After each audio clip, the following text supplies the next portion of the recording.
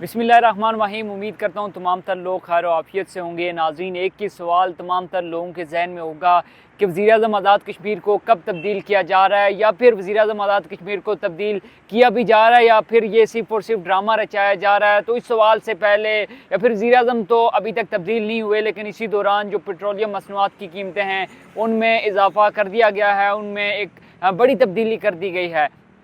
सबसे पहले तो क्योंकि सबसे ज़्यादा पेट्रोल इस्तेमाल होता है, तो पेट्रोल की जो कीमत है उसमें ₹2.43, जबकि जो डीज़ल है उसकी कीमत में ₹3.02 इजाफ़ा कर दिया गया है। तो इससे अब जो महंगाई की शरह है उसमें मज़ीद इजाफ़ा होगा, और जो एशिया खुर्द-व-नोश और बाकी तमाम तर एशिया हैं जिसमें ट्रांसपोर्ट से मुतल्लिक जो तमाम तर किराए हैं उनमें भी इजाफ़ा रिकॉर्ड किया जाएगा। क्योंकि हमारे यहाँ एक अलमिया पाया जाता है कि जब भी पेट्रोलियम मसनूआत की कीमतें बढ़ती हैं तो चीज़ें फ़ौरन महंगी कर दी जाती हैं, खा वो एशिया खुर्द-व-नोश हों, किराए हों ट्रांसपोर्ट वगैरह के, या ट्रांसपोर्टर माफिया हों, वो तमाम तर किराए तो बढ़ा देते हैं। लेकिन जब पेट्रोलियम मसनूआत की कीमतों में 5 से 10 रुपये कमी भी की जाए तो वो ना तो एशिया खुर्द-व-नोश की कीमतों में कमी लाई जाती है, और ना ही जो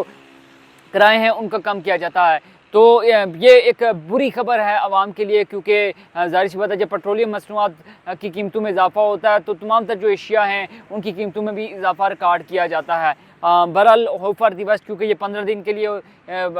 जो इजाफ़ा है वो किया गया है, कीमतों में इजाफ़े का नोटिफिकेशन जारी कर दिया गया है। तो 15 दिन के बाद हो सकता है कि जो पेट्रोलियम मसनूआत की कीमतें हैं उनमें मामूली कमी भी लाई जाए।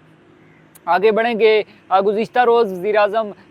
जो आज़ाद कश्मीर है उनकी तब्दीली के हवाले से ज़रदारी हाउस में बड़ा ही एक अहम इजलास हुआ, जिसमें ये कहा जा रहा था कि जो आज़ाद कश्मीर के मुमकिना नए वज़ीर-ए-आज़म का नाम भी सामने आ सकता है, और साथ ही साथ वो डेट भी सामने आ सकती है, जिसमें ये बताया जाएगा कि आज़ाद कश्मीर कानून साज़ असम्बली के अंदर चौधरी अनवारुल हक साहब के खिलाफ तहरीक अदम एतमाद जमा करवाई जाएगी। लेकिन ये मीटिंग भी बेसूद रही। हम तमाम तर लोग जिनकी नज़रें ज़रदारी हाउस पर थी, हम तकते ही रह गए, लेकिन कोई ख़ास जो है वहाँ से अनाउंसमेंट नहीं हुई। एक छोटी सी अनाउंसमेंट बिलावल भुट्टो ज़रदारी की जानिब से हुई, और उसमें उन्होंने क्या कहा ये आप शॉर्ट सुन लें।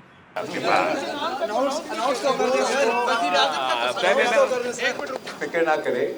वो ऐलान इंशाअल्लाह ताला कश्मीर से होगा, इस्लामाबाद से नहीं होगा। अब बिलावल भुट्टो ज़रदारी साहब ने ये कह तो दिया कि जो वज़ीर-ए-आज़म आज़ाद कश्मीर है उसका अनाउंसमेंट जो है, उसका फ़ैसला जो है वो यहाँ से नहीं बल्कि आज़ाद कश्मीर के अंदर से ही होगा। यानी कि ये एक इशारा दिया गया है कि अब चौधरी यासीन की जगह जो चौधरी लतीफ़ अकबर हैं वो भी एक मजबूत उम्मीदवार बनकर सामने आए हैं। लेकिन जो अवाम है, एक आम आदमी है, उसको इस चीज़ से बिल्कुल भी गर्ज नहीं है। आज़ाद कश्मीर के अंदर 28 सितंबर से अब तक जो है इंटरनेट सर्विस इतनी स्लो है कि वहाँ पर इवन फेसबुक काम नहीं कर रही। अवाम सोशल मीडिया पर लिख लिख कर जो है वो थक चुके हैं। जो मुख्तलिफ सोशल मीडिया एक्टिविस्ट हैं वो व्लॉग कर करके थक गए हैं, साफ़ी जो हैं वो खबरें दे देकर थक गए हैं। लेकिन जो हमारी इंतज़ामिया है या जो हमारी हुकूमत है उसके कान पर जो है वो जूं तक नहीं रेंगती। हुकूमती ज़राए के मुताबिक जो इंटरनेट की ये जो सुस्त रवि है, इसमें हुकूमत का कोई कसूर नहीं है। जानबूझकर इसको सुस्त नहीं किया गया, इसकी रफ्तार को कम नहीं किया गया, बल्कि ये एक टेक्निकल फॉल्ट है जिसको बहुत जल्द दूर कर दिया जाएगा। बहरहाल इस चीज़ को आप भी समझते हैं, और कोई भी बाशऊर शख्स है वो उसको समझ सकता है कि क्या इसमें टेक्निकल फॉल्ट है या फिर बंद किया गया है। इस हवाले से कुछ ज़्यादा नहीं कहूँगा, लेकिन वहाँ पर क्योंकि प्राइवेट कंपनीज़ भी हैं और जो मुख्तलिफ जो एक सरकारी कंपनी भी है जो कि एक इंटरनेट प्रोवाइड करती है, तो सब का एक ही जैसा हाल कर दिया गया है। ख़ासकर जो फेसबुक के हवाले से वहाँ पर जो हालात हैं तो वो सबके सामने ही हैं। वज़ीर-ए-आज़म आज़ाद कश्मीर के हवाले से जो इजलास हुआ बिलावल भुट्टो की ज़ेर सदारत, तो उसमें कोई ख़ास फ़ैसला तो नहीं हुआ। बहरहाल जब इस तमाम तर इजलास के बाद मीडिया से गुफ्तगू की, फिर सहाफ़ियों से गुफ्तगू भी की गई, जिसमें ये कहा गया चौधरी यासीन की जानिब से कि अगले 24 से 36 घंटों के अंदर जो है वो आज़ाद कश्मीर कानून साज़ असम्बली के अंदर तहरीक अदम एतमाद जमा करवा दी जाएगी। दूसरी जानिब जो चौधरी तनवीर इलियास हैं, सरदार तनवीर इलियास हैं मादद के साथ, उन्होंने ये कहा कि अगले 2 से 3 रोज़ के अंदर जो है वो आज़ाद कश्मीर कानून साज़ असम्बली के अंदर वज़ीर-ए-आज़म चौधरी अनवारुल हक के खिलाफ तहरीक अदम एतमाद जमा करवा ली जाएगी, और बहुत जल्द आज़ाद कश्मीर के अंदर पीपल्स पार्टी का जो जियाला वज़ीर-ए-आज़म है वो होगा, और 8 से 9 माह के अंदर हम आज़ाद कश्मीर के अवाम की जो है वो खिदमत करेंगे। मौजूदा वज़ीर-ए-आज़म जो हैं वो मुकम्मल तौर पर नाकाम हो चुके हैं, और अवाम को सहूलियत देने में जो है वो किसी किस्म के इक़दामात करते हुए हमें नज़र नहीं आ रहे। बहरहाल ये तो जो पीपल्स पार्टी के रहनुमा हैं जो वहाँ पे मौजूद थे, और ये दावा किया जा रहा है कि 27 के करीब जो अरकान थे आज़ाद कश्मीर कानून साज असम्बली के, वो पीपल्स पार्टी के इस एहतजाज के अंदर मौजूद थे और उन्होंने अपनी न सिर्फ हाज़िरी को यकीनी बनाया बल्कि पीपल्स पार्टी की जो आला क़यादत है उसको एतमाद दिलाने की कोशिश की है कि तहरीक अदम एतमाद पेश की जाए। हम तो 27 के 27 अरकान, क्योंकि आज़ाद कश्मीर कानून साज असम्बली के अंदर किसी भी वज़ीर-ए-आज़म को हटाने के लिए आपको 27 अरकान की ज़रूरत होती है, तो वो उन्हें ये यकीन तो दिला दिया। लेकिन दूसरी जानिब जो पीपल्स पार्टी है वो काफ़ी ज़्यादा हिचकिचाहट का शिकार है, क्योंकि आज़ाद कश्मीर के अंदर 8 से 9 माह रह गए हैं, उसके बाद फिर नए इलेक्शन होने। तो पीपल्स पार्टी ये चाह रही है कि किसी तरह से, जिस तरह से वफाक के अंदर पीपल्स पार्टी इत्तेहादी है नून लीग, उसी तरह वो ये चाह रहे हैं कि आज़ाद कश्मीर के अंदर भी जो पीपल्स पार्टी है नून लीग उसकी इत्तेहादी बन जाए और जो तमाम तर मलबा है वो दोनों पार्टियों पर जो यकसा तौर पर गुजरे। क्योंकि इस वक्त अनवारुल हक की जो हुकूमत है उसमें तमाम तर मिनिस्टर्स वही हैं, तमाम तर लोग वही हैं जिनका ताल्लुक पीपल्स पार्टी से या नून लीग से है। जो मौजूदा हुकूमत है उसमें तो ज़्यादा से ज़्यादा 2 लोग हैं जो के अलग से हैं, जिसमें वज़ीर-ए-आज़म आज़ाद कश्मीर हैं और दूसरे उनके एक और साथी हैं। तो उसके अलावा तो तमाम तर लोग जो हैं उनका ताल्लुक पीपल्स पार्टी से है, मेजॉरिटी का, या फिर नून लीग से है। तो अगर वो लोग हुकूमत का हिस्सा, इस मौजूदा हुकूमत का हिस्सा भी हैं और इसी पे तनकीद करते हैं, तो हमें इस चीज़ की समझ नहीं आती और ना ही अवाम को जो है वो बेवकूफ़ बनाया जा सकता है। बहरहाल देखना यह है कि कब तक आज़ाद कश्मीर कानून साज असम्बली के अंदर जो है वो तहरीक अदम एतमाद पेश की जाती है। और कुछ ज़रा ये भी कह रहे हैं कि शायद जो वज़ीर-ए-आज़म आज़ाद कश्मीर हैं चौधरी अनवारुल हक, उनको हटाना कोई इतना आसान नहीं है, इसमें 1 से 1.5 माह भी लग सकता है और हो सकता है कि वो अपना टेन्योर करते करते वो है वो अपना ये टेन्योर पूरा भी कर जाएँ। बहरहाल क्योंकि शुमार या मंगल के हवाले से ये कहा जा रहा है कि आज़ाद कश्मीर कानून साज असम्बली के अंदर पेश कर दी जाएगी, तो हम भी इसी चीज़ का इंतज़ार कर रहे हैं कि कब पेश की जाती है और कितने एक वोट जो हैं वो कास्ट किए जाते हैं इस तरीके अदम एतमाद के दौरान, और जो हुकूमत बनती है उसको बनाने के लिए कितने एक वोट जो हैं वो वज़ीर-ए-आज़म जो पीपल्स पार्टी का नामज़द वज़ीर-ए-आज़म होगा उसको कास्ट किए जाते हैं।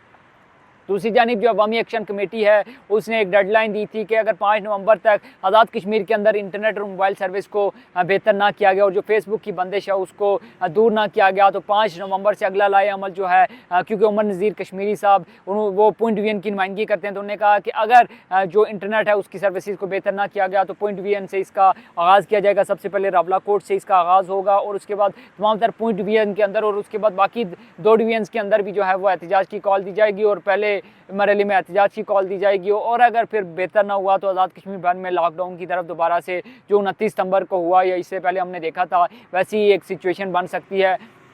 हुकूमत के मौके भी इस हवाले से सामने आ गया। हुकूमत ये कह रही है कि जानबूझकर नहीं किया गया बल्कि कुछ टेक्निकल फॉल्ट्स हैं जिनको दूर करने की कोशिश की जा रही है। तो मेरे ख्याल में आज़ाद कश्मीर के अंदर इंटरनेट और मोबाइल सर्विस कभी बेहतर हुई ही नहीं है, लेकिन जो 28 सितंबर के बाद की सिचुएशन है वो जानबूझकर क्रिएट की जा रही है। आज़ाद कश्मीर के अंदर जो लोड शेडिंग है जिसमें अलानिया और गैर अलानिया लोड शेडिंग का सिलसिला है वो बदस्तूर जारी है और जिस तरह बेधड़ल्ले से जो है वो 1 घंटे में 4 से 5 बार बिजली बंद कर दी जाती है। हालांकि आज़ाद कश्मीर के अंदर जो पैदावार है बिजली की वो इतनी ज़्यादा है कि आज़ाद कश्मीर 400 के करीब, जो 400 मेगावाट के करीब इनकी रिक्वायरमेंट है और तकरीबन 4000 मेगावाट से ज़्यादा जो बिजली है ये पैदा करते हैं। लेकिन आज़ाद कश्मीर के अंदर जो लोड शेडिंग है वो इस कदर ज़्यादा है कि तमाम तर जो तबकात हैं वो काफ़ी ज़्यादा हमें परेशान नज़र आते हैं आज़ाद कश्मीर के अंदर, क्योंकि ना तो सेहत की सहूलियात हैं, ना वहाँ पर तालीम का कोई बेहतर म्यार है, ना ही वहाँ पर कोई रोज़गार के इतने ज़्यादा मौके हैं। तो जो सुबह 8 से 4 के दौरान ही अगर कोई कुछ कमा सकता है तो कमा सकता है, अदरवाइज़ कोई अपॉर्चुनिटीज़ इतनी ज़्यादा है नहीं आज़ाद कश्मीर के अंदर। और ऊपर से इंटरनेट को बंद कर देना जिससे जो आज़ादी इज़हार राय है उस पर पाबंदी लगा देना, साथ ही साथ जो सहाफ़ी हज़रात हैं वो अपनी खबर, क्योंकि ज़्यादातर सोशल मीडिया में से फेसबुक का इस्तेमाल करते हैं, तो अगर वो अपनी आवाज़ भी नहीं पहुँचा पाएंगे तो इससे मसाइल कम होने के बजाय बढ़ेंगे, मसाइल में इजाफा होगा और जो अवाम है उनके अंदर जो गम व गुस्सा है वो भी बढ़ेगा, बल्कि कम किसी सूरत नहीं होगा। तो जाते जाते चूँकि आज़ाद कश्मीर के अंदर जो मीरपुर बोर्ड के ज़ेर एहतमाम फर्स्ट ईयर का कल रिज़ल्ट आया, तो तमाम तर स्टूडेंट जिनने कामयाबी हासिल की उनको और उनके वालिदैन को, बल्कि पूरी फैमिली को हमारी तरफ से बहुत ज़्यादा जो है मुबारक हो। और हम दुआ करते हैं कि उन तमाम तर लोगों को जो है वो एक बेहतर मुस्तकबिल उनका हो, उनको अल्लाह ताला मज़ीद कामयाबियाँ अता करे। और वो तमाम तर लोग जो इस फर्स्ट ईयर के जो रिज़ल्ट आया है उसमें वो पास नहीं हो सकते, उनकी कुछ सप्लीज़ हैं वो आई हैं, तो अगर वो कामयाब नहीं हो सके तो हमारी ये दुआ है कि अल्लाह पाक उनको कामयाब करे, क्योंकि कहते हैं कि जो failure is a good teacher, जो नाकाम होता है तो उससे बहुत कुछ सीखता है। बहरहाल अभी तक के लिए मुझे दीजिए इजाज़त। अगर वीडियो अच्छी लगे तो कमेंट सेक्शन में आपने अपनी राय लाजमी देनी है। अपना बहुत सा ख्याल रखिएगा। अल्लाह हाफ़िज़।